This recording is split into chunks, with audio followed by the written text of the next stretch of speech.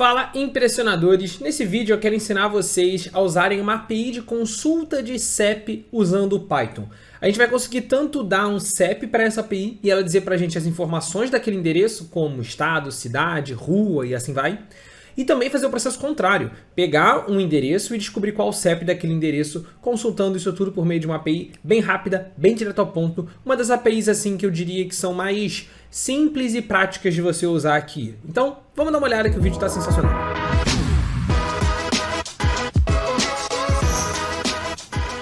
Bom, vamos lá. Eu vou deixar aqui na descrição para vocês o gabarito em formato de cartilha, tanto com o código meio que padrão que vocês vão ter que usar sempre que vocês quiserem consultar um CEP, e o código padrão que vocês vão ter que usar sempre que vocês quiserem buscar por qual o CEP de um determinado endereço. Então, se você fizer o download, né, do gabarito, você vai ter essa cartilha, salva ele em algum lugar do seu computador, para sempre que você quiser fazer algum programa, um site, um sistema que tem essa consulta de CEP, você consiga usar essa nossa API. E a API que a gente vai usar é a API do ViaCEP, beleza? É uma API gratuita, tá? E essa API do ViaCEP é uma API bastante usada justamente para esse objetivo, para o objetivo de consulta de CEP, e ela é bem simples, como eu falei. Essencialmente, ela só vai ter essas duas funcionalidades. Você passar um CEP para ela, e ela te dá as informações, e você passar um endereço, e ela te dá qual é o CEP. Mas, mesmo assim, ela acaba sendo bem interessante. E como que funciona essa API especificamente? A maioria das APIs, o que elas fazem? Elas disponibilizam para você um link, como esse link daqui, que ele está dando de exemplo, tá vendo? Que eles chamam de um endpoint. Então, um endpoint nada mais é do que um link onde você vai poder fazer requisições naquele link. Ou requisições de pegar informações daquele link, ou requisições de enviar informações para aquele link, beleza? Nesse caso daqui, os dois links que eles disponibilizam para a gente são links do tipo GET, ou seja, são links de pegar informações, tá? E o primeiro deles é justamente você consultando as informações de um determinado CEP. E aí, se você lê a documentação... O que eu gostei também dessa API, que eu fiz questão de fazer esse vídeo para vocês, é que ela é uma API bem simples de você ler a documentação da API. A documentação da API, ele explica aqui, é essa páginazinha que você está vendo aqui, onde ele explica tudo que você consegue fazer dentro da API, os problemas que você pode encontrar, coisas do tipo. Então tá lá, é um serviço gratuito e ele fala, olha, acessando o serviço de CEP. E aí ele fala, ó, no serviço de CEP você vai ter que fazer uma requisição nesse link daqui de exemplo, passando o CEP e o formato que você quer a resposta. Essa API, ela devolve pra gente como resposta esses 4 formatos aqui. No momento que eu estou gravando esse vídeo, o formato QWERTY ainda é aceito, mas ele vai parar de ser aceito. Então o formato JSON, XML e Pipe são os formatos que essa API te dá como resposta. O formato JSON, vocês vão ver em vídeos de API, que acaba sendo um dos formatos mais usados, se não o formato mais usado, de comunicação entre sistemas, entre APIs e o seu código, entre seu código e API, entre duas APIs diferentes e assim vai. Então eu vou usar o formato JSON porque ele é muito bom para isso. E aí, essencialmente, o que você tem que fazer é uma requisição para esse link daqui. Só toma um pequeno cuidado que o link que você tem que fazer requisição, ele sempre tem que começar com um HTTPS, .. Então, se você olhar o texto que está escrito aqui, ele está sem o HTTPS. Mas eu vou clicar com o botão direito, vou vir aqui, ó, copiar o endereço do link, vou lá no nosso código e vou escrever assim, ó, link vai ser esse link daqui. E aí, repara, dentro desse link, aqui é o local onde você vai colocar o seu CEP. E se você olhar na documentação, ele fala para você, olha, o CEP tem que ter exatamente 8 dígitos. Então são só números, sem traço, sem ponto, sem espaço e só 8 dígitos. E aí ele explica aqui para você. Olha lá, se você passar, por exemplo, um CEP com 9 dígitos, ou se você passar um CEP que tenha um texto, ou um CEP que tenha um espaço, alguma coisa do tipo, você vai receber como resposta o erro 400 de bad request. E esse nomezinho request, ele já diz um pouco o que a gente vai precisar no Python para se comunicar com essa API. A maioria das APIs, ou todas as APIs talvez, vão precisar da biblioteca requests para você se comunicar com ela. É uma biblioteca que não vem instalada no Python, mas é uma das mais usadas. E para você poder instalar, por exemplo, aqui no Jupyter, eu vou chegar numa célulazinha qualquer aqui, exclamação, pip install requests, tá? Se você estiver usando outro editor de código, é só rodar pip install requests sem a exclamação, beleza? Dentro do lado do seu terminal, onde você instala as suas bibliotecas do Python. No meu caso, ele já estava instalado, então eu posso, inclusive, apagar isso daqui e deletar essa célulazinha daqui. E a gente já tem a biblioteca request e agora a gente vai importar ela. Então, ó, import requests. A gente já tem o link de requisição que a gente vai fazer, só que a requisição a gente não vai fazer para esse CEP exemplo que ele dá aqui. Eu vou colocar uma variável aqui no meio desse texto, então eu vou botar um Fzinho aqui no início do texto, e aí vou transformar esse cara daqui numa variável. Então, uma variável dentro de texto ela é sempre entre colchetes e o nome da variável que você quer colocar, por exemplo, CEP. Beleza?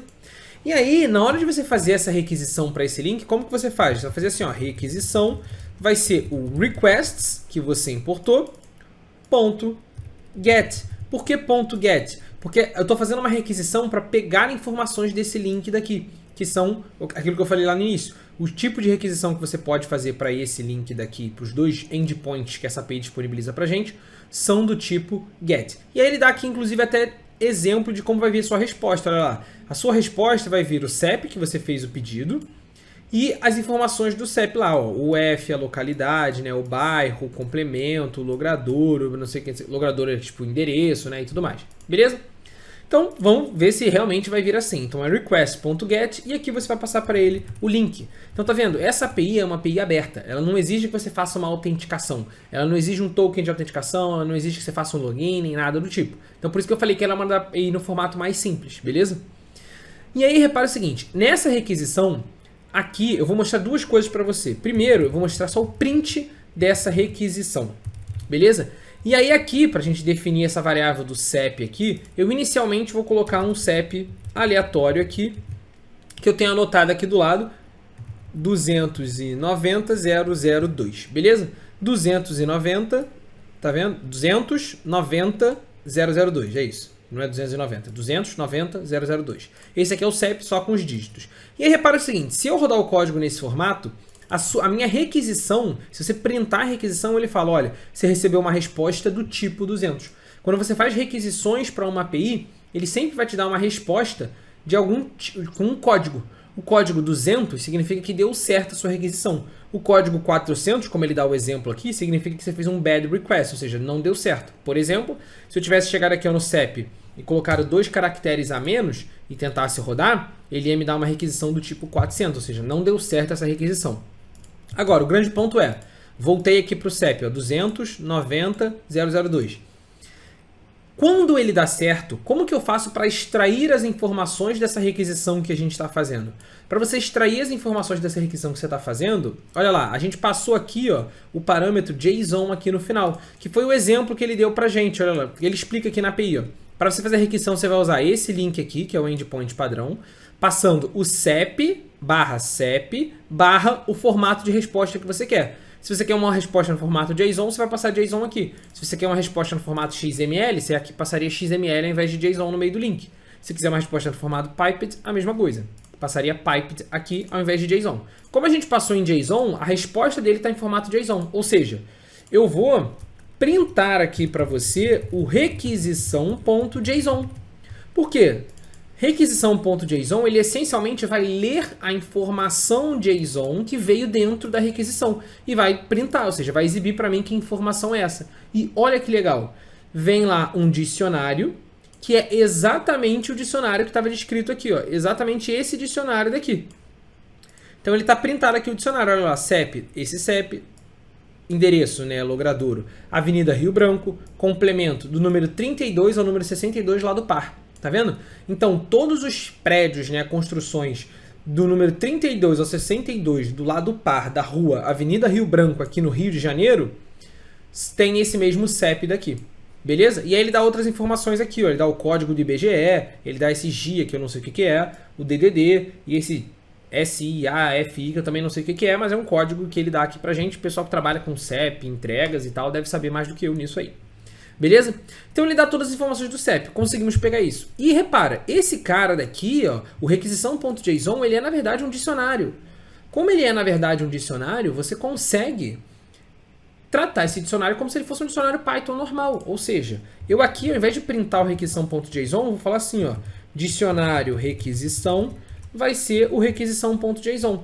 E aí se você quiser extrair alguma informação dele, por exemplo, eu quero extrair qual é o estado e a cidade desse endereço do CEP que foi passado aqui em cima. Para se extrair o estado, você vai passar o DIC requisição, que é exatamente esse dicionário que você está vendo aqui embaixo, tá vendo? Só que pegando qual informação? A informação do UF, tá vendo? O DIC requisição pegando o UF dele. E se você quiser pegar a cidade, por exemplo, se quiser pegar a cidade, você vai passar a mesma coisa. Ó, DIC, você trata ele como se fosse um dicionário normal. O DIC requisição, a cidade está dentro de localidade, ó. É o nome localidade. Então a cidade é localidade. E se eu quiser pegar o bairro, por exemplo, vai ser o DIC requisição bairro, que é o que está aqui, ó, bairro. Beleza? Então se eu agora printar para a gente visualizar aqui, ó, o UF, a cidade e o bairro, olha lá o que ele vai mostrar para mim. Deu certo a minha requisição, RJ, Rio de Janeiro, Centro. As 3 informações que eu passei aqui para ele. Beleza? Então foi só um exemplo para mostrar como que você faz essa consulta. Aí você vai falar, pô, Lira, e se o CEP tivesse escrito de maneira errada? Se a pessoa tivesse, imagina que você construiu um site, a pessoa foi lá preencheu. Como que você faria para tratar esse caso se o CEP viesse assim, ou viesse ainda com ponto e tudo mais? Você trata esse CEP como se ele fosse um texto. Então, por exemplo, eu poderia colocar nesse CEP aqui, eu poderia fazer assim, ó. Agora eu quero editar o CEP. Eu vou tirar, ó, CEP.replace, eu vou tirar a barra e vou substituir ela por um texto vazio. Ponto replace de novo para eu tirar o ponto e vou substituir ele por um texto vazio. Imagina que tivesse espaço. Ponto replace de novo para eu tirar o espaço e substituir ele por um texto vazio. O que esses replaces todos aqui estão fazendo? Eles estão substituindo nesse texto aqui esse caractere por esse caractere. Ou seja, está trocando todos os hífens por vazio, todos os pontos por vazio. Está tirando isso tudo. E aí, inclusive, repara, ele fala aqui, ó, o CEP tem que ter 8 dígitos. Como que eu faço para garantir que o CEP tem 8 dígitos? Você, antes de fazer a requisição, você verifica, olha, se depois do tratamento todo que você fez, se o tamanho do CEP... Então aqui você vai usar aquelas funções de texto do Python. Por isso que é interessante você dominar essa parte de textos, de strings, né, do Python, para você conseguir trabalhar com isso de uma forma inteligente junto com a parte de requisições que a gente está fazendo. Então, ó, se o tamanho do texto for igual a 8... Beleza? Então, se o tamanho do CEP tem 8 caracteres exatamente, então eu vou fazer essa requisição toda aqui, ó. Vou dar um tab nele para dentro. Caso o contrário, ou seja, caso o tamanho do CEP não seja 8, eu vou printar CEP inválido. E aí, olha como é que ficou legal. Se a gente rodar agora aqui, ele vai dizer pra gente, ó, beleza, ele trouxe a resposta bonitinha. Agora, se eu chegasse aqui, ó, mesmo com o CEP estando preenchido errado, digamos assim, porque a gente tratou ele antes. Agora, se eu chegasse aqui, ó, e tivesse digitado menos caracteres do que eram necessários, ele fala, ó, CEP inválido. Beleza? E trata pra gente. Vamos agora para o segundo endpoint, busca de um CEP a partir de um endereço. E aí, esse endpoint, ó, vamos olhar aqui embaixo, ele dá os exemplos de resposta, e aqui ele vem para o outro, ó, auto-preenchimento de endereço via CEP. Ou seja, aqui, ó, pesquisa de CEP, na verdade, essa parte aqui, ó, onde ele dá pra gente o link. O link é o mesmo link que a gente estava fazendo ali, ó, exatamente o mesmo formato do link daqui. Qual é a diferença? A diferença é que agora a gente passa para ele, olha, o estado barra cidade barra endereço, beleza? Então, e o endereço, você pode reparar aqui que é sem número nem nada. É só o... Ele fala aqui, ó, no texto que ele explica, você passa o F, que é o estado, a cidade e o logradouro, que é a rua, né, o endereço.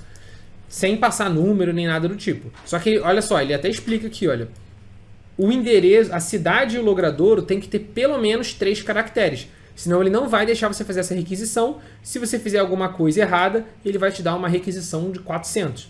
Então, sempre que você estiver testando uma API, a minha sugestão é, sempre dê um print na sua requisição, para você verificar se a requisição está funcionando ou não está funcionando. Porque se ela não funcionar, tudo que vem depois aqui já não faria sentido.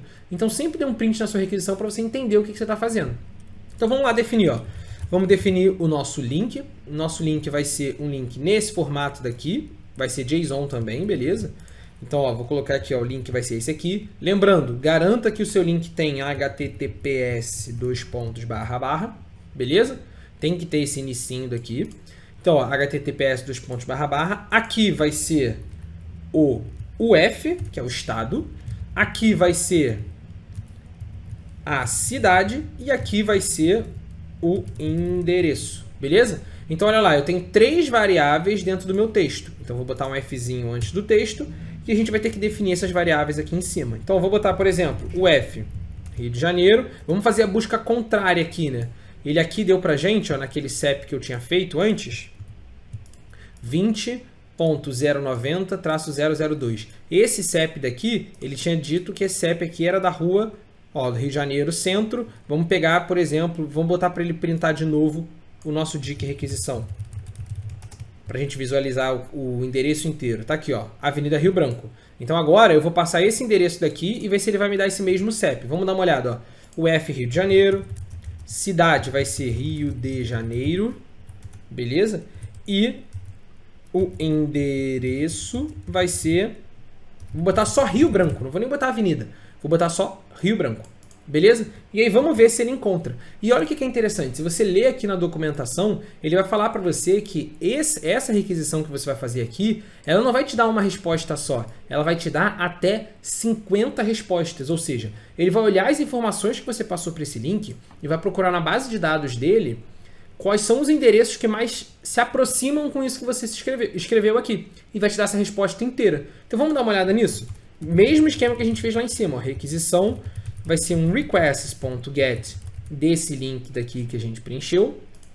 E aí eu vou printar, né, o nosso dic requisição. Eu vou criar um dicionário de requisição, que vai ser nada mais do que a nossa requisição.json, ou seja, o tratamento, a extração da informação que vem no formato JSON dessa requisição armazenado nesse dicionário. Lembrando, é sempre uma boa prática você primeiro printar essa requisição que você fez aqui para você garantir que ela está funcionando, beleza? Então eu vou printar tanto a requisição quanto o dicionário. Print dic requisição.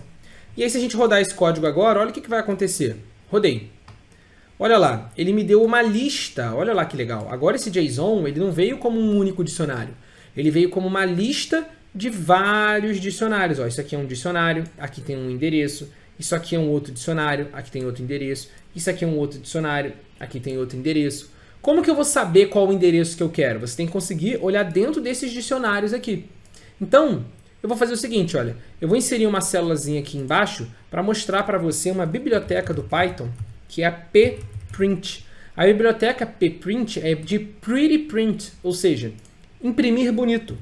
Quando você usa ela, por exemplo, pprint.pprint, isso aqui é basicamente para você printar. Você importa ela com pprint e na hora de usar você bota duas vezes. Eu sei que parece confuso, mas é assim mesmo.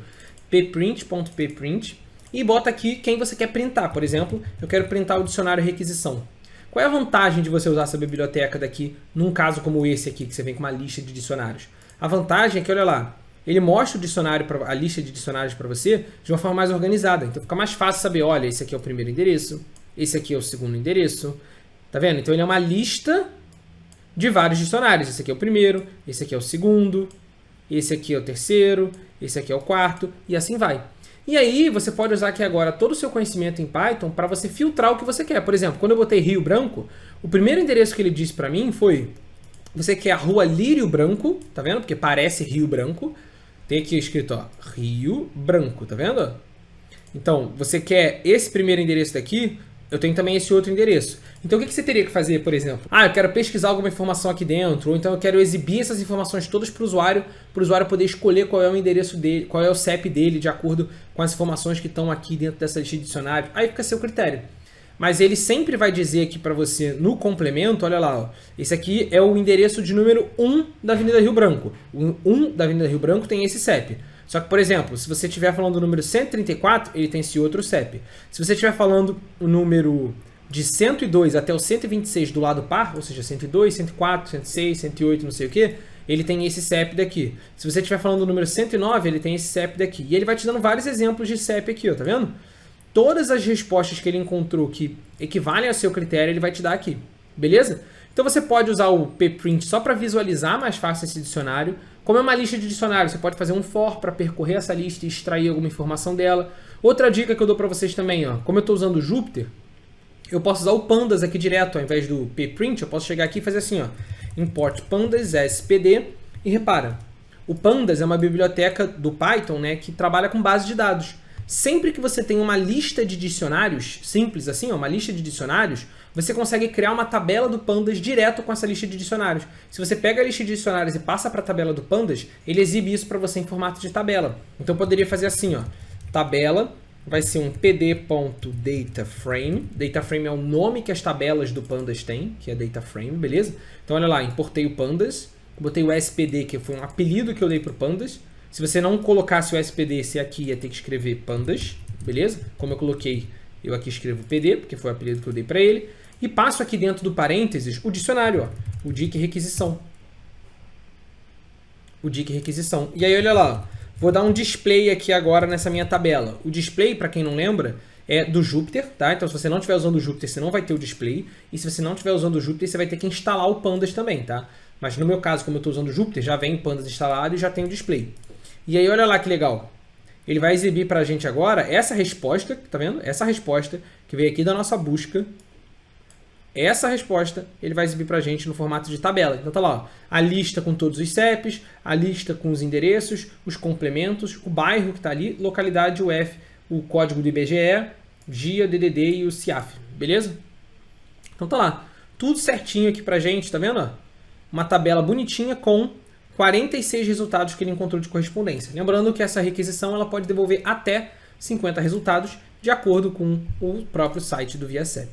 Beleza? E repara que aqui no nome que você passou dentro do link, olha lá, no nome que você passou aqui dentro do link, você pode ter espaço aqui no meio, você pode ter caracteres especiais que ele deixa. Olha lá, aqui está escrito o que ele permite você fazer, o que ele não permite você fazer, e assim vai.